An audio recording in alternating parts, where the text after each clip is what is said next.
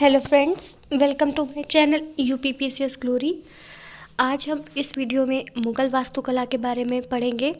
इससे पहले 2 वीडियोस हो चुकी हैं, उनको आप ज़रूर देखिएगा क्योंकि उनको देखेंगे ही तभी इसको लिंक कर पाएंगे कि पहले और चीज़ें क्या क्या करवा दी गई हैं। ठीक है, तो उन वीडियो को ज़रूर देखिएगा और अपना नोट्स भी ज़रूर बनाइएगा। आज हम स्टार्ट करेंगे मुग़ल वास्तुकला से क्योंकि मुग़ल वास्तुकला बहुत इम्पॉर्टेंट है अपने मेडिवल में। जैसे दिल्ली सल्तनत और मुग़ल काल, यही 2 इम्पॉर्टेंट सबसे चीज़ें थीं और इन्हीं में सबसे ज़्यादा विस्तार हुआ था स्थापत्य में और कला संस्कृति के क्षेत्र में। तो इनको पढ़ना बहुत ज़्यादा ज़रूरी है और इनसे repeated time multiple time question आता रहता है। ठीक है, आज हम इसमें पढ़ेंगे मुग़ल वास्तुकला। सबसे पहले इसकी हम एक डेफिनेशन देख लेंगे। यहाँ पे इसमें बोला गया है कि मुग़ल शासक कला और स्थापत्य कला के महान संरक्षक थे। उनके अधीन वास्तुकला ने पुनः अपना महत्वपूर्ण स्थान प्राप्त कर लिया क्योंकि नए भवनों का निर्माण महान दृष्टि और कलात्मक प्रेरणा के साथ करवाया गया था। ठीक है, ये हम इसकी डिफिनेशन में मतलब लिख लेंगे कि हाँ, अगर ऐसा चीज़ें अगर मुग़ल वास्तुकला से पूछी जाएगी तो उसमें हम ये पॉइंट डालेंगे।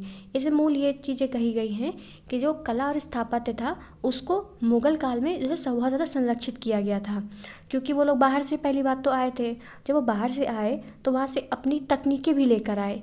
ठीक है, तो वहाँ की चीज़ें जब आई हम तो हमारे यहाँ के लिए तो वो नई थी, तो उनको यहाँ पे उनका मिश्रण किया गया, नई चीज़ें बनाई गई, तो ये हमारे यहाँ एक तरीके से कला का विकास हुआ। जैसे आज के समय में ही जामा मस्जिद हो गया, लाल किला हो गया, तो ये कितनी बड़ी साइट्स हैं हमारे भारत की जो आज भी एकदम विश्व प्रसिद्ध हैं, इन सब चीज़ों के लिए जानी जाती हैं। तो ये मुग़ल की ही तो देन थी हमको, जो बाहर से आई, हमने उन चीज़ों को सीखा, अपने यहाँ पर डेवलप किया। तो इसी के बारे में यहाँ पर बताया गया है।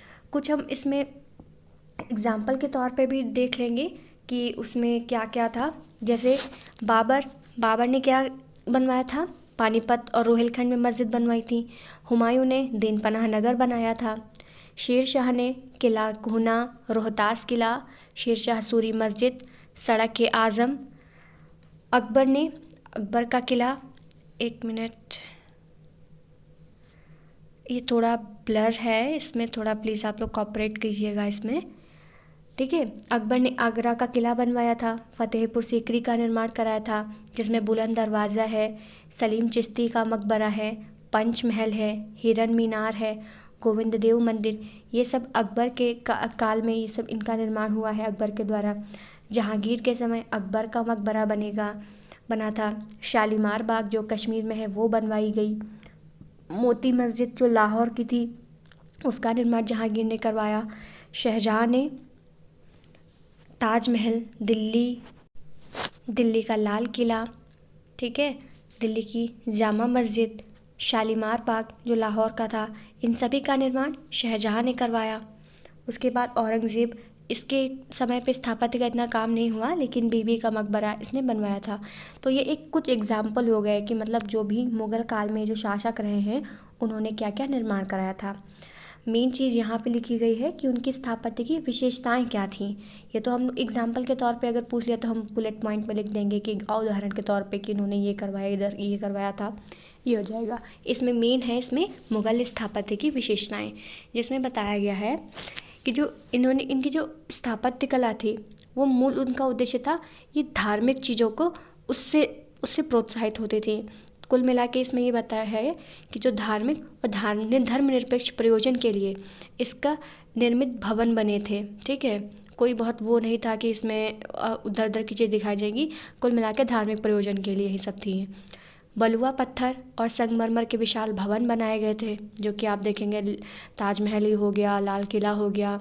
ठीक है, इमारतों में ज्यामितीय और सामंजस्यता का अभाव था। ठीक, भारतीय और ईरानी शैली का सुंदर एवं व्यापक समन्वय था।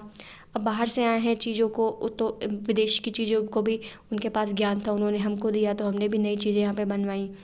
ठीक है, त्रावियट और आर्कुष्ट शैली का प्रयोग किया गया था। ये कुछ शैलियाँ थी बाहर की, उनका यूज़ हमने यहाँ पे किया। घेरावारे किला निर्माण की प्रवृत्ति अपनाई गई कि जो किले बनते थे, जैसे आगरा का किला आप देखेंगे तो ऐसा लगेगा एकदम घेरा पूरा बनाया गया है, उसके चारों तरफ एक मीनार जैसा। तो ये सब चीज़ें वहाँ से सीखी।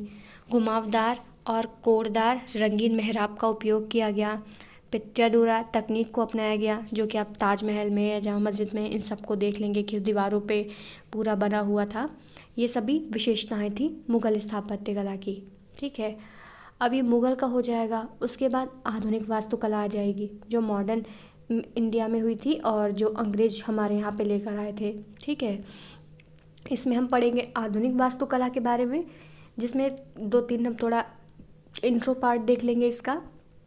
इसमें लिखा गया है, यूरोपीय औपनिवेशिकों के आगमन के साथ ही मुग़ल साम्राज्य का पतन आरंभ हो गया। ठीक है, अब मुग़ल साम्राज्य का पतन तभी तो आरंभ हुआ था जब यूरोपीय आ गए थे। फिर धीरे धीरे ये सब इनका एकदम मुग़ल का शासन सब समाप्त होने लगा था। और इसके बाद क्या हुआ, इसके फलस्वरूप पुर्तगालियों, फ्रांसीसियों, डच, डैनिश और अंग्रेज़ों के बीच सत्ता के संघर्ष आरंभ हुए। ठीक है, आपने शुरू में देखा है कि कर्नाटक युद्ध हुए थे और ये जो एक्स-ला-चैपल की संधि हुई और मैसूर के साथ में युद्ध हो रहे हैं और वाडिवाश का युद्ध हो रहा है। इन सब के बीच में आपस में प्रतिस्पर्धा थी कि हमको शासन करना है, हमको शासन करना है, तो इनके बीच में लड़ाई होने लगी। हालांकि यूरोपीय अपने साथ स्थापत्य शैली का खजाना भी लाए। ठीक है, जिसे उनके द्वारा करवाए गए अनेक निर्माण कार्यों में देखा जा सकता है। ठीक है, इसमें ये बात है कि जब यूरोपीय आए तो अपने साथ साथ वो सिर्फ सत्ता तो अपने करने के लिए उद्देश्य से आए ही थे, लेकिन साथ में वो अपनी स्थापत्य शैली को भी लेके आए, जो कि आज के इंडिया में हमको देखने को मिलती है कि जैसे लुटियंस बना हुआ है, पूरा विक्टोरिया महल है, या आप देखेंगे कि उनके ही तौर तरीके से बनाया गया था। तो उन्होंने अपने ज्ञान को हमारे यहाँ की चीज़ों में मिक्सअप किया और उस हिसाब से यहाँ की चीज़ों को बनवाया था। ठीक है, तो ये इसमें इसका उदाहरण, ये इसका इंट्रा हो गया। इंट्रो में हम देख लिया। अब हम इसको कुछ डिवाइड कर लेंगे, इसको पार्टीशन में, कि क्योंकि हमारे यहाँ पे पुर्तगाली भी थे, फ्रांसीसी भी थे, अंग्रेज भी थे। ठीक है, तो इनको वास्तुकला के आधार पर इनका हम वर्गीकरण कर लेंगे। ठीक, जब आधुनिक के बारे में पूछा जाएगा तो हम इसमें अलग अलग तीनों चीज़ों को बताएंगे। वास्तुकला में पहला हम देख लेंगे पुर्तगाली प्रभाव, क्योंकि पुर्तगाली सबसे पहले आए हैं। ठीक है, फ्रांसीसी आए तो लास्ट में थे, लेकिन हमने यहाँ पे फ्रांसीसी प्रभाव को भी देखना है। अंग्रेजी प्रभाव मोस्टली इम्पॉर्टेंट है, अंग्रेजी प्रभाव, क्योंकि इसमें 2 शैलियाँ अलग अलग थी, एक थी इंडो गाथिक और एक दूसरी थी नव रोमन शैली। ठीक है, तो इम्पॉर्टेंट सबसे ज़्यादा यही है, इसको अच्छे से पढ़ेंगे। बाकी दोनों को भी इंट्रो हम देख लेंगे, पुर्तगाली और फ्रांसीसी के बारे में, कि इसकी भी क्या विशेषताएँ थी। नेक्स्ट अब हम यहाँ पे पढ़ेंगे पुर्तगाली प्रभाव। ठीक है, कि पुर्तगाली प्रभाव हमारी स्थापत्य कला पे कैसा रहा है, जो आज के भारत में भी देखने को मिलता है। तो सबसे पहला इसका पॉइंट है कि इसमें वास्तुकला की आइबेरियन शैली थी। ठीक है, अब पुर्तगाल जो है, आप देखेंगे स्पेन और पुर्तगाल एक ही पास में है, वो पूरा आइबेरिया पेनिनसुला ही कहलाता है, इसीलिए वहाँ की शैली आइबेरियन थी। और इसके कुछ उदाहरण हैं आग्नेय और बरोक चर्च। ठीक है, अभी आप जैसे गोवा को देखेंगे तो वहाँ पे पुर्तगीज़ कल्चर आपको देखने को मिलेगा, और वहाँ पे जो यूसीसी लागू है वो भी पुर्तगाल की संहिता के समय से लागू है।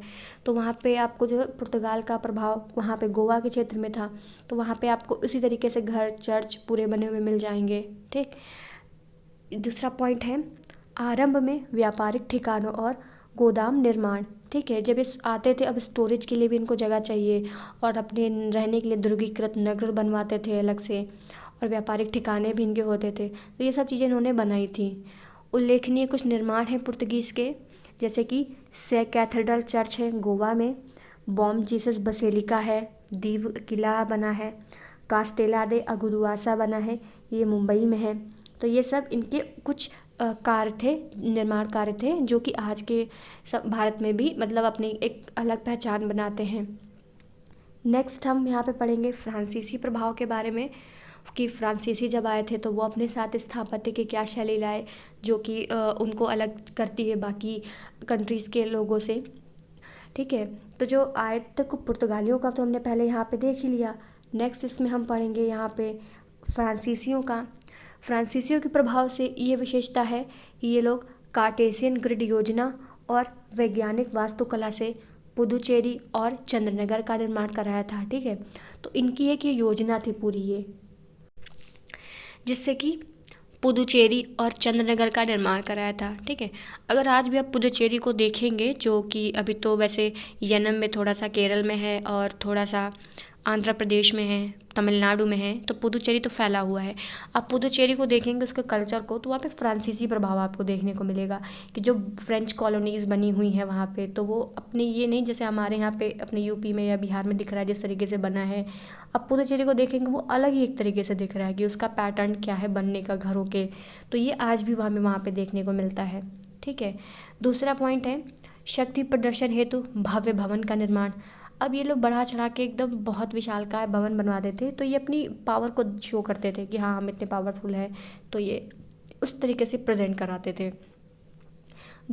तीसरा पॉइंट है अग्रभाग में अधिक अलंकरण या डिज़ाइन के बिना अज्ञात वास्तुकला की अवधारणा, कि जो इसमें आगे का भाग होता था उसमें बहुत ज़्यादा अलंकरण डिज़ाइन ये सब अज्ञात थी एक तरीके से, बहुत ज़्यादा इसमें वो सब नहीं किया गया था। ठीक है, कुछ इसके तटीय शहर हैं जैसे माहे, कराईकल, यानम, ये भी मैंने आपको बताया था, ये पुदुचेरी के ही हैं सब भाग अभी के। और जीसस सैक्रेड हार्ट चर्च जो कि पुदुचेरी में है, और चंद्रनगर का सैक्रेड हार्ट चर्च ये फ्रांसीसी प्रभाव से बना था। तो ये हमने यहाँ पे फ्रांसीसी प्रभाव की चीज़ों को पढ़ लिया है। अब सबसे इम्पॉर्टेंट है अंग्रेजी प्रभाव की चीज़ें, क्योंकि देखो दो मैंने वो भी लिख इसलिए दी हैं कि अगर मान लो बाई चांस क्वेश्चन बन जा रहा है कि तीनों में क्या ऐसी भिन्नताएं थी जो तीनों को अलग कर रही हैं, तो हमें कुछ तो पॉइंट हमारे पास पता हो ताकि हम उसको फ्रेम कर सकें। क्योंकि पढ़े बहुत ज़्यादा अगर कहते हैं ना बाल्टी भर पढ़ोगे तो बाद में जाके लोटा भर बचता है, तो वही एक कहावत है कि बहुत ज़्यादा भी मतलब इस हिसाब से पढ़ो कि कम से कम पचा सको, और इतना तो हमारे पास बच्चे होना चाहिए कंटेंट कि हम कुछ भी पढ़ें तो बाद में जाके उसका कुछ भी पार्ट हमारे पास तो रहे कि हम उसको जाके लिख सकें। तो पढ़ना तो पड़ेगा, अल्टीमेट एक बैकग्राउंड हमारा डेवलप रह सके। ठीक है, चलिए अब हम इसमें यहाँ पे अंग्रेजी प्रभाव को देखेंगे। अंग्रेजी प्रभाव के इसमें इंट्रो में मैंने डाला है यहाँ पे, अंग्रेज अपने साथ वास्तुकला की गॉथिक शैली लाए, यह भारतीय वास्तुकला के साथ मिल गई और इसकी परिणति वास्तुकला की इंडो गॉथिक शैली में हुई। ठीक, 1911 के पश्चात नव रोमन स्थापत्य कला के रूप में ज्ञात वास्तुकला की एक नई शैली उभरी। ठीक है, इसमें ये बताया गया है कि जब अंग्रेज अपने साथ आए तो अपने साथ वो एक गॉथिक शैली लेके आए थे। ठीक है, तो वो उनकी वहाँ की गॉथिक शैली थी जो हमारे यहाँ भारत में आ गई। फिर ये भारतीय वास्तुकला के साथ जब मिल गई तो ये हो गई इंडो गॉथिक। ठीक है, उनकी गॉथिक थी, हमारे इंडिया की इंडो थी, दोनों मिलके बन गई इंडो गॉथिक शैली। और फिर जब 1911 आया उसके पश्चात क्या हुआ, नव रोमन स्थापत्य कला के रूप में ज्ञात वास्तुकला की एक नवीन शैली उभरी। जब होता नहीं राजधानी का ट्रांसफ़र हो रहा था, जब 1911 में ये सब चीज़ें हुई थी। अभी इसका डिस्प्यूटेड क्वेश्चन भी कुछ चल रहा है प्रीलिम्स के लिए, तो थोड़ा इसको उसी हिसाब से लर्न कर लीजिएगा कि तब क्या हुआ कि जब 1911 आया तो वो जो इंडो गॉथिक शैली थी अब वो नव रोमन में आ गई थी। ठीक है, नव रोमन वास्तुकला की एक नई शैली उभर के आ गई थी। अब दोनों में डिफरेंस क्या है, इंडो गॉथिक में और नव रोमन में, इसको भी इसमें पूछा गया क्वेश्चन है, इसलिए यहाँ पे इसको अच्छे से करिएगा। ठीक है, इंडो गॉथिक में लिखा है भारतीय, फारसी और गॉथिक शैली का अनूठा मिश्रण। ठीक है, इंडो गॉथिक में क्या था, भारतीय भी थी, फारसी भी थी और गॉथिक शैली, ये तीनों का एक मिश्रण था इसमें। ठीक, और दूसरा इसमें क्या लिखा है, हाँ नहीं इसका एक पॉइंट यहाँ पे पढ़ेंगे, दूसरा इसमें नव रोमन में देख लेंगे। नव रोमन में क्या था, जैसे एडवर्ड लुटियंस और हर्बर्ट बेकर, इनकी दिल्ली की वास्तुकला। ऐसा करते हैं, पहले हम इंडो गॉथिक एक साथ कर लेते हैं और नव रोमन एक साथ। ठीक है, तो सबसे पहले हम इंडो गॉथिक को ही एक बार में कर लेंगे। इंडो गॉथिक में भारतीय, फारसी और गॉथिक शैली का मिश्रण था। विक्टोरियन शैली इसका एक अन्य नाम था। ठीक है, जो इंडो गॉथिक शैली थी इसका दूसरा नाम क्या था, विक्टोरियन शैली। निर्माण इनका बहुत विशाल था और निष्पादन में विस्तृत था, मतलब बहुत भारी भरकम सब करवा रहे थे। इनकी विशेषता ये थी कि जो ये बनाते थे इनकी दीवारें पतली होती थी, मेहराब नुकीले होते थे, खिड़कियाँ बहुत विशाल होती थी। अब ऐसा करिएगा कि जैसे गूगल पे फ़ोटो एक दो सर्च करके देख लीजिएगा इंडो गॉथिक शैली के एग्जाम्पल के तौर पे, तो जैसे जो भी बने हुए होंगे उस समय पे तो उसमें दिखाएंगे कि दीवारें पतली हैं, विशाल खूब बड़ी बड़ी खिड़कियां हैं, मेहराब बहुत नुकीले हैं। ठीक है, चर्च का फ़ोटो आप देख लीजिएगा जो उस समय पे बनवाए गए थे। अभी जो चर्च मैंने सब नाम लिए थे तो उसमें देखिएगा आपको पता लग जाएगा कि दोनों में डिफरेंस क्या रहा बाद में। ठीक है, कुछ और पॉइंट्स इसमें हैं। चर्चों की क्रूसिफाइड भूमि योजना, जो चर्च बनाने के लिए योजना बनाई गई थी वो क्रूसिफाइड भूमि योजना पे निर्धारित थी। ठीक है, इसमें इस्पात, लोहा, कंक्रीट इन सभी का यूज़ किया जाता था। इसके कुछ उदाहरण हैं, विक्टोरिया मेमोरियल, कोलकाता का ठीक है, और गेटवे ऑफ इंडिया मुंबई का। आप यही सीधे करिएगा कि आप विक्टोरिया मेमोरियल का गूगल करिएगा, उसका फ़ोटो आ जाएगा, उसको देखिएगा कि किस हिसाब से बना है, उसकी दीवारें कैसी बनी हैं, उसकी खिड़कियाँ कैसी हैं और किस तरीके का पैटर्न है उसका, या फिर गेटवे ऑफ इंडिया का ही आप देख लीजिएगा। ठीक है, ये इसका एग्जाम्पल है, ये आप ज़रूर देखिएगा। अब हम इसमें देख लेंगे नव रोमन शैली को। नव रोमन शैली में यहाँ पे है एडवर्ड लुटियर और हर्बर्ट बेकर। तो देखो, लुटियंस दिल्ली बोलते हैं, इसी के नाम पे बोलते हैं। ठीक है, इन दोनों ने नई दिल्ली की वास्तुकला बनाई थी। आप न्यू दिल्ली देखेंगे तो एक अलग ही पैटर्न उसका दिखता है कि वो अलग ही तरीके से बनी हुई है, बहुत खूबसूरती से बनाई है। निर्माण अज्ञातकृत तथा बिना किसी रुचिकर विशेषताओं वाले होते थे।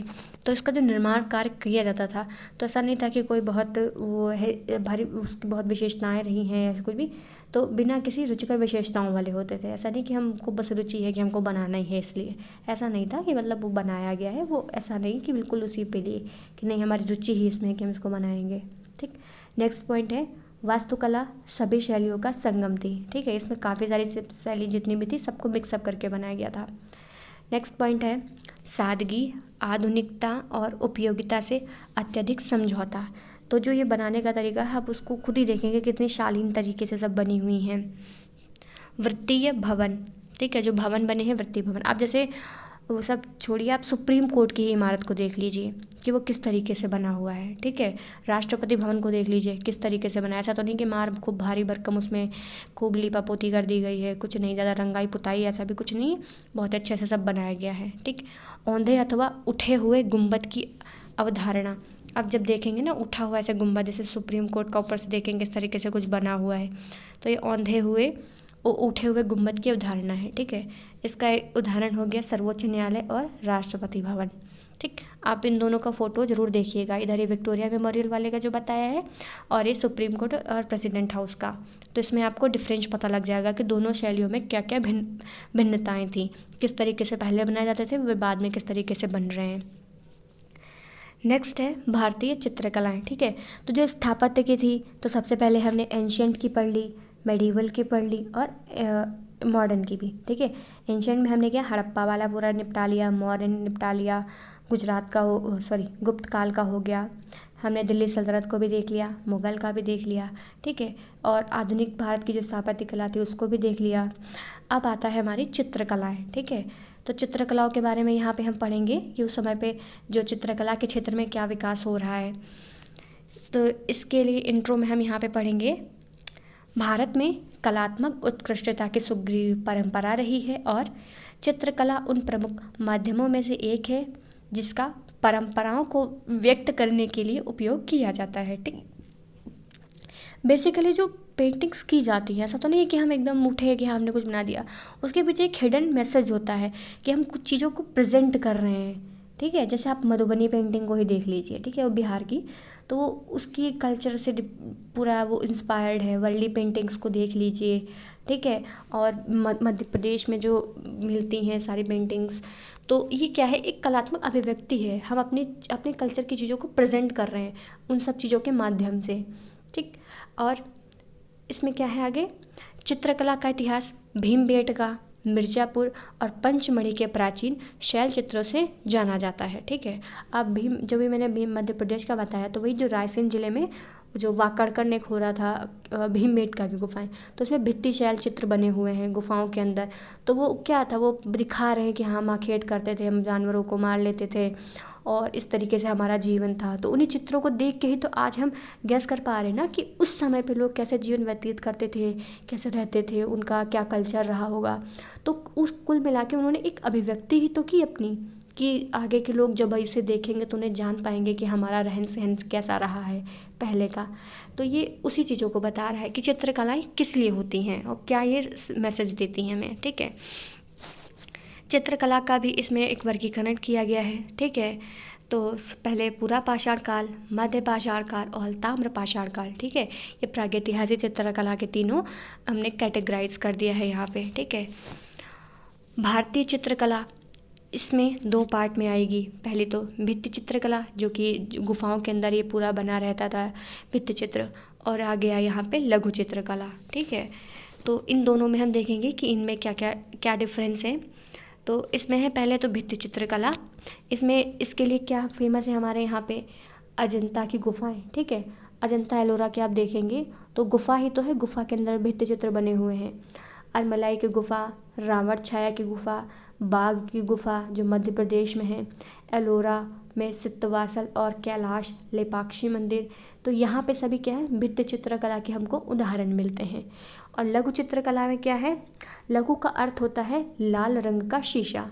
इस रंग का उपयोग पुनर्जागरण काल के दौरान प्रदीप्त पांडुलिपियों में किया जाता था, ठीक है। तो ये जो लघु चित्रकला है इसमें क्या होता है ना, इसका अर्थ निकाला गया है लाल रंग के शीशे से, और उसका उपयोग हम उस चित्रकला के तौर पर करते थे जो पुनर्जागरण काल के दौरान जो पांडुलिपियाँ थी, ठीक है, उनके हिसाब से हम उसको दर्शाया जाता था। तो उसीलिए लघु चित्रकला की जाती थी उस समय पे, कि पुनर्जागरण की चीज़ों को प्रेजेंट किया जा सके। इसके कुछ अलग पॉइंट्स भी यहाँ पे लिखे हुए हैं, ठीक है, अलग से। इसमें यह था आदर्शवाद की ओर अधिक झुकाव था, ठीक है। अब जो चित्रकलाएं हमको मिलती हैं वो कुछ एक आदर्श की चीज़ें भी होती हैं, तो एक मैसेज हमें देती हैं, ठीक है। जैसे आदर्श राजा, आदर्श प्रकृति, तो इसमें दिखाती है ना, जैसे राजा जा रहे हैं, प्रजा है और राजा अपना उपदेश दे रहे हैं, इन सब के चित्र मिले हैं। प्रकृति, नेचर से जुड़े हुए बहुत सारे चित्र मिले हैं, ठीक। हर्षोल्लास का ज़्यादा प्रभावशाली तरीके से चित्रण, ठीक है ना। इसमें बताया गया अब जो चित्र मिलते थे उसमें खुशी, हंसी खुशी की चीज़ें, उत्सव की चीज़ें उसमें दिखाई जा रही हैं। धर्म का प्रभाव दिखता है। अब अजंता एलोरा के देखेंगे उसमें हिंदू, जैन, बौद्ध इन सब से संबंधित चित्र मिलते हैं, जातक कथाओं से संबंधित होते हैं, तो वो भी हमको मैसेज दे रहे हैं एक तरीके से, ठीक है। राधा कृष्ण की लीलाओं को अंकित किया गया है। अब जैसे अंकोर वाट कंबोडिया में मंदिर है, वहाँ पे विष्णु जी का है। इंडोनेशिया में बहुत सारे मंदिर हैं, अब वहाँ पे ये सब चीज़ें हैं। तो ये प्रेजेंटेशन किसका है, धर्म का है हमारे, ठीक। और यहाँ पे एक और पॉइंट है प्रतीकात्मकता का प्रयोग, ठीक है। जैसे हम प्रतीक के तौर पर अगर हम मुरली देखेंगे तो हम कृष्ण जी को समझते हैं, ठीक है। मोरपंख देखेंगे कृष्ण जी को, ठीक है। चश्मा हम बना हुआ देख लेते हैं, हमारे दिमाग पर क्लिक करता है गांधी जी। लाठी देख लेंगे तो गांधी जी। तो ये कुछ चित्र बना के हम उसको प्रतीक के तौर पर भी प्रेजेंट करते हैं, ठीक है। तो ये सब चित्रकला की कुछ अभिव्यक्तियाँ हो गई हैं यहाँ पे। अब मुद्राएं होती हैं, मुद्राओं के में भी छपा होते हैं कुछ ना कुछ चित्र, तो वो भी कुछ ना कुछ हिडन मैसेज हमको देते हैं। जैसे हड़प्पा काल में ही आपने देखा था मुद्राएं मिली थी, उस पर चित्र बने होते थे मातृ देवी के या फिर वृक्ष के, पशुपति शिव के, तो ये सब चीज़ें थी। और यहाँ पे प्रकृति का चित्रण किया जाता था, ठीक है। ये सब कुछ पॉइंट्स हैं चित्रकला के। तो ये एक नॉर्मल अगर इंडियन चित्रकला के बारे में पूछा जाएगा तो ऐसा रहेगा। लेकिन सबसे इसमें मोस्ट इम्पॉर्टेंट है मुग़ल चित्रकला, क्योंकि मुग़ल काल में चित्रकला का बहुत ही ज़्यादा विकास हुआ था, स्पेशली जहांगीर के काल में, ठीक है। तो इस वे में मुग़ल चित्रकला पढ़ना बहुत ही ज़्यादा इम्पॉर्टेंट है कि ऐसी क्या विशेषताएँ थी कि मुग़ल काल में उसको बहुत ज़्यादा एक उत्कर्ष पर पहुँचा दिया गया था। तो नेक्स्ट टॉपिक हमारा रहेगा इसमें मुग़लकालीन चित्रकला। इसमें आप यहाँ पे देखेंगे कि इसके इंट्रो में हम क्या इसमें पढ़ेंगे कि इसके बारे में क्या है। चित्रकला की मुग़ल शैली की शुरुआत को भारत में चित्रकला के इतिहास की एक युगांतरकारी घटना समझा जाता है, ठीक। तो मैंने बताया जैसे मुग़ल काल आया तो एक वहाँ पे एकदम एक अलग ही पीक लेवल पे चित्रकला पेंटिंग के दौर का चल रहा था, ठीक है। इसका काल भारत में 16वीं से 18वीं शताब्दी रहा है। मुग़ल चित्रकला की नींव हुमायूं ने अपने निर्वासन के दौरान रखी थी। उसके दो चित्रकार मीर सैयद अली और ख्वाजा अब्दुल समद ने भारत में मुग़ल चित्रकला का शुभारंभ किया, ठीक है। तो ये देखो प्रिलिम्स में भी पूछा जाता है कि हुमायूं के वो कौन थे चित्रकार, तो मीर सैयद अली और ख्वाजा अब्दुल समद है, जिन्हें इन्हें मीर उल उस्र की और इन सब की उपाधि दी थी हुमायूं ने, ठीक है। तो मेन सबसे पहले तो चित्रकला की शुरुआत किसने की, हुमायूं से, ठीक है। कहीं अगर मान लो क्वेश्चन में आ जाए जहांगीर मत टिक कर दीजिएगा, सबसे पहले शुरुआत हुमायूं के काल से ही हुई है, जो दो चित्रकार लेकर आया था और इन्होंने ही भारत के अंदर एक शुभारंभ किया था चित्रकला का, ठीक। अब इसका एक क्रम देखेंगे कि जो मुग़ल काल की चित्रकला है उसका विकास का क्रम कैसा रहा है, ठीक है। सबसे पहला है कि प्रकृति का अवलोकन बहुत अच्छे से किया जाता था, ठीक है। सुगम में प्रकृतिवाद था इसमें, ठीक। जो भी इनकी चित्रकला आप देखेंगे मुग़ल काल की, तो उसमें प्रकृति का इतना अच्छा वर्णन किया गया है, तो उसे दिखा रहा है कि वो कितने प्रकृति प्रेमी थे, कितना उनका नेचर से जुड़ाव था, ठीक। उत्तम और कोमल आरेखण, मतलब बहुत अच्छे तरीके से उसको बनाया गया है। भारतीय और फारसी चित्रकला की सफाविद शैली, अब ये लोग फारस से आए थे तो वहाँ की फारसी शैली तो मान ले, और उनकी मुग़ल काल की भाषा भी दरबारी जो भाषा थी वो भी फारसी थी। तो वहाँ की शैली कौन सी थी? सफाविद शैली, जिसको वो यहाँ पे लेके आए। ठीक है, नेक्स्ट है सौंदर्य के उच्च गुणों से परिपूर्ण, वैभवशाली व निरपेक्ष आयाम थे इसके। ठीक है, तो कुछ जो भी इस पे आयाम लिए गए वो बहुत ही मतलब सुंदरता से पूरे परिपूर्ण थे। अकबरकालीन चित्रकला में ईरानी, भारतीय और राजस्थानी प्रभाव मिलता है। ठीक है, अब फारस के साइड से आए थे तो ईरानी प्रभाव तो रहेगा ही। ठीक, भारत के अंदर है तो भारतीय प्रभाव भी मिक्सअप होगा। और अकबर ने राजस्थान के बहुत सारे क्षेत्र जीते थे तो वहाँ पे और फिर राजस्थान के वो जोधाबाई, उनसे शादी भी हुई थी इनकी, तो यहाँ पे राजस्थानी प्रभाव भी दिखता है। जिसमें इनके कुछ चित्रकार थे दसवंत, बसावन और मंसूर। मंसूर तो काफ़ी फेमस था इनके काफ़ी प्रिय चित्रकारों में, तो ये भी सब मिलता है। ठीक, नेक्स्ट है जहांगीर के काल में अधिकाधिक आकर्षण, परिष्कार। ठीक है, अब सबसे ज़्यादा विकास अगर किसी के काल में हुआ है तो वो जहांगीर के काल में हुआ था। ठीक है, और प्रकृति के प्रति अधिक आकर्षण, पशु पक्षी चित्रण और छायाचित्र ये सब बनने लगे थे।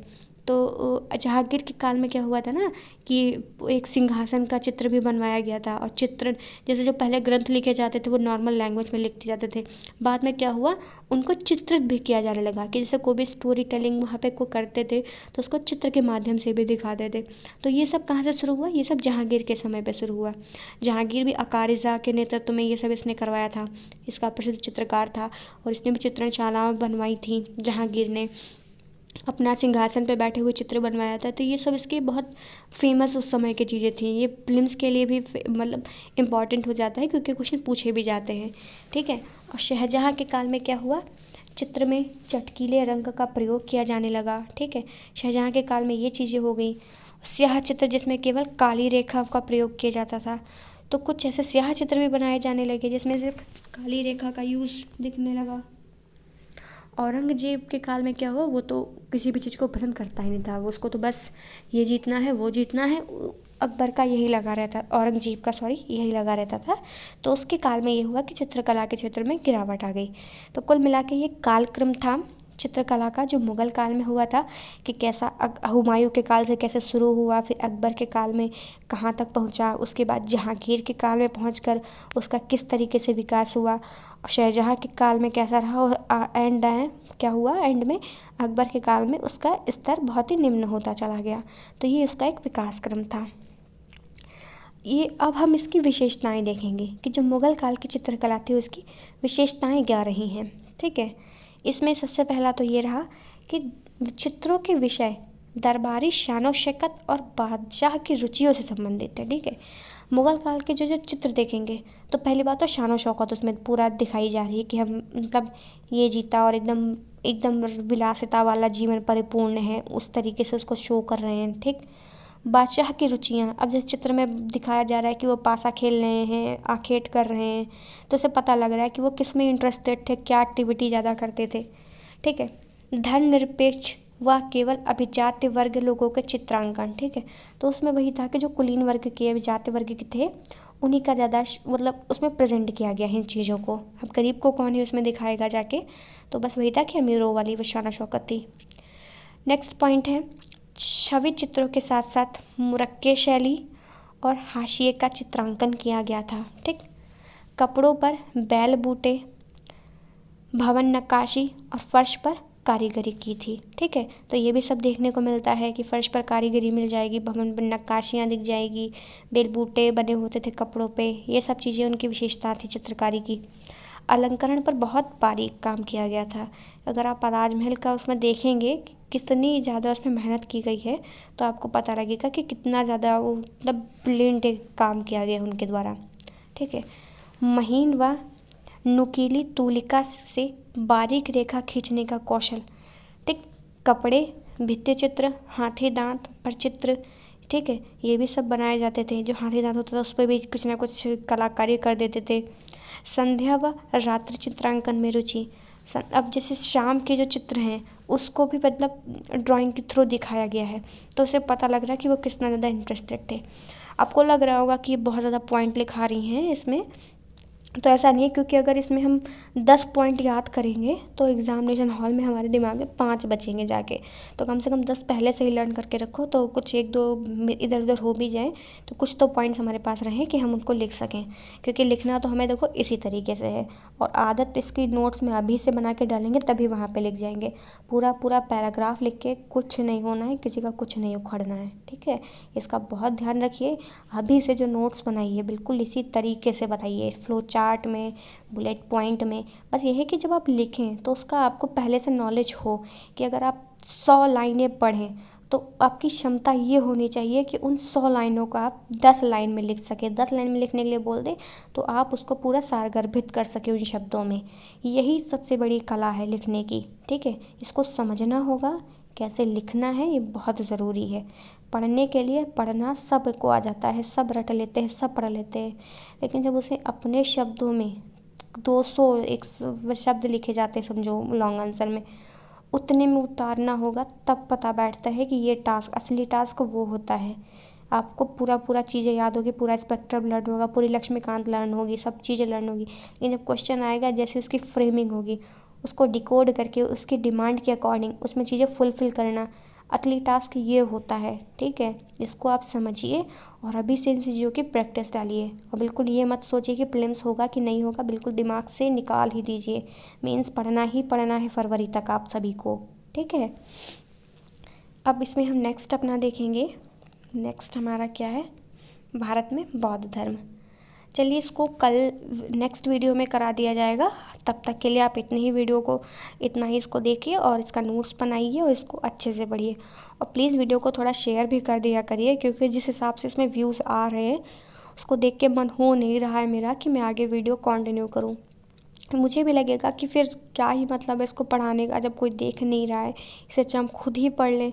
तो वही है, जो चीज़ें फ्री में मिल रही हैं भाई, तो उसको कम से कम यूज़ करो अपनी चीज़ों के लिए।